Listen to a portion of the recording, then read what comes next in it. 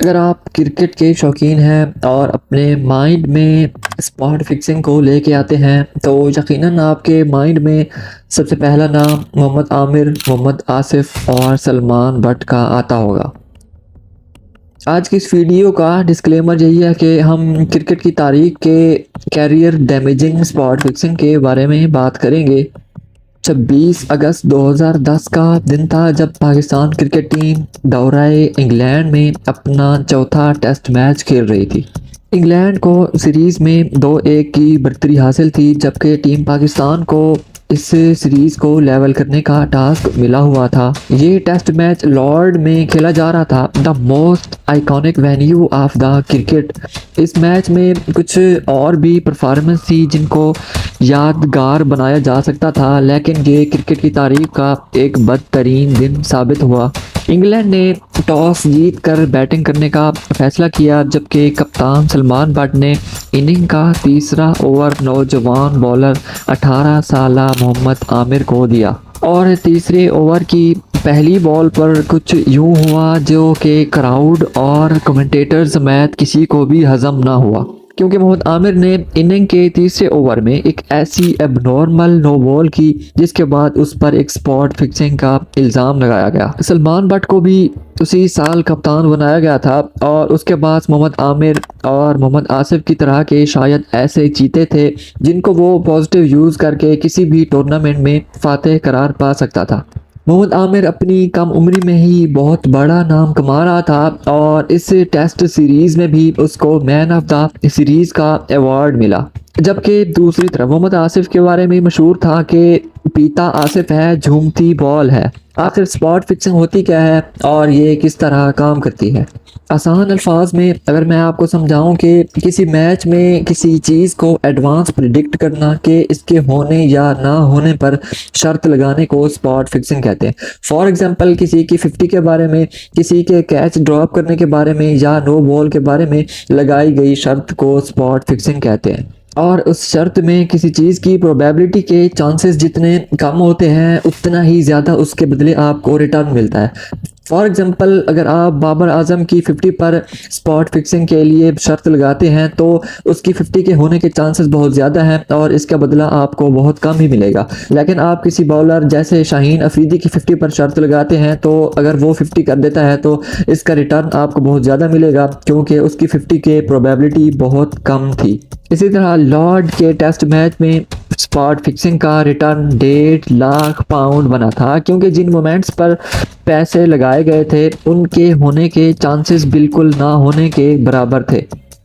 Salman but ने मोहम्मद आमिर को order दिया कि वो अपने दूसरे ओवर यानी इनिंग के तीसरे ओवर की पहली बॉल पर नो बॉल कराएगा, जबकि मोहम्मद आसिफ इनिंग के 10वें ओवर की लास्ट बॉल पर नो बॉल कराएगा। और ये दो इवेंट मैच से पहले बिल्कुल एग्जैक्टली सीक्वेंस में प्रिडिक्ट करना इम्पॉसिबल था। इस पूरे केस का मास्टरमाइंड मजहर मजीद था, जो कि ब्रिटिश पाकिस्तानी बुक मेकर था। मजहर मजीद के सलमान बट के साथ काफ़ी अच्छे ताल्लुकात थे और सलमान बट ने ही मजहर मजीद के साथ मोहम्मद आमिर को इंट्रोड्यूस कराया था। इस मैच से एक दिन कबल मजहर मजीद मोहम्मद आमिर को मिलने के लिए होटल के बाहर जाता है और इसको कॉल करके कहता है कि वो बाहर गाड़ी में उसका वेट कर रहा है। जब मोहम्मद आमिर उसको मिलने के लिए जाता है तो मजहर मजीद उसको कुछ मैसेजेस वगैरह दिखाकर ब्लैकमेल करता है। इतने में सलमान बट आ जाता है और गाड़ी की पिछली सीट पर बैठकर मोहम्मद आमिर को इस मैच में 2 नो बॉल के बदले इस मुसीबत से निकालने का वादा करता है।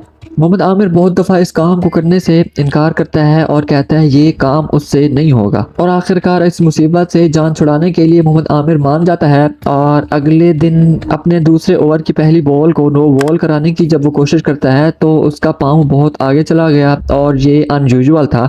सबसे हैरान कुन बात ये थी कि मोहम्मद आमिर के टेस्ट करियर की ये पहली नो बॉल थी और इतनी अनयूजुअल थी जो कि अंपायर समेत कमेंटेटर समेत पूरी दुनिया हैरान रह गई। एक फास्ट बॉलर का पैर इतना आगे कैसे जा सकता है। शाम को मजहर मजीद जब 1500 पाउंड से भरा हुआ बैग मोहम्मद आमिर को देने जाता है तो मोहम्मद आमिर ने ये कहकर वो बैग लेने से इनकार कर दिया कि जो ये काम उसने किया है ये बहुत गलत है, और वैसे भी उस 1500 पाउंड से ज़्यादा तो उसको मैन ऑफ द सीरीज़ का अवार्ड भी मिला था। खैर इस स्पॉट फिक्सिंग की खबर फैल गई और मजहर मजीद की वीडियो भी लीक हो गई जब वो बिल्कुल सीक्वेंस से उन्हीं इवेंट्स को दोहरा रहा था जो कि इवेंट्स मैच में रूनुमा हुए। स्पॉट फिक्सिंग का इल्ज़ाम लगने के बाद कोर्ट में ट्रायल चला और आखिरकार 16 सितंबर 2010 को मोहम्मद आमिर ने अपना एतराफ़ जुर्म कर लिया और मोहम्मद आमिर को 6 माह जेल और 5 साल क्रिकेट बैन की सज़ा सुनाई गई। इसके साथ साथ मोहम्मद आसिफ ने भी नो बॉल किए लेकिन उसके नो बॉल एक यूजुअल तरीके से थे और वो अपने करियर में नो बॉल्स के हवाले से बहुत स्ट्रगल करता आया था। लेकिन मोहम्मद आसिफ पर भी स्पॉट फिक्सिंग का जो इल्ज़ाम है वो सच साबित हुआ और उसको भी 5 साल बैन और 1 साल कैद की सज़ा सुनाई गई, लेकिन 6 माह बाद उसको भी जेल से रिहा कर दिया गया। और Salman but Pakistan cricket team का उस टाइम का कैप्टन जो कि इस सारे खेल का विलन था, उसको भी कोर्ट ने 30 माह जेल की सज़ा सुनाई और 10 साल क्रिकेट बैन कर दिया गया।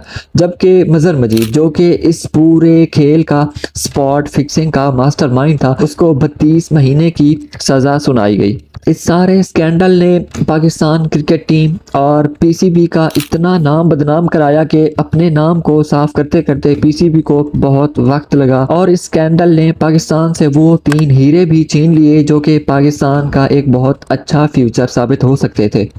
Thanks for watching and subscribe for more updates.